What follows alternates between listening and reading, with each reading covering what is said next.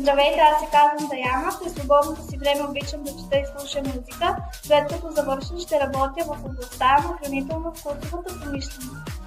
Здравейте, аз се казвам Филис. През свободното си време обичам да чета и да слушам музика и да рисувам. Мечтата ми е след като завърша да следвам педагогика. Здравейте, аз се казвам Алина. През свободното си време обичам да спортувам и да слушам музика. След като завърша, искам да се отдам на музиката. Здравейте, аз се казвам Симона. През свободното си време обичам да чета.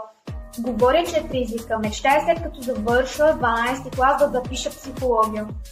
Здравейте, аз се казвам Йори. През свободното си време обичам да чета и да слушам музика. Мечтая след като завърша да стана самостоятелна. Не следи книгата по корицата. Отвори я, размисли я и започни да я четеш.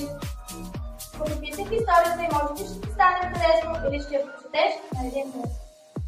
Ще се обогатиш и ще се замислиш какъв си ти и какъв е живота ти. Ще се замислиш какво можеш да промениш.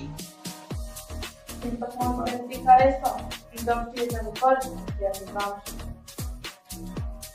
Всички изглеждаме по определен начин. Имаме различни интереси, ценности, различен начин, по които виждаме света около нас. Но всички ние имаме сърца. Различието не е букет. Различието е богатство.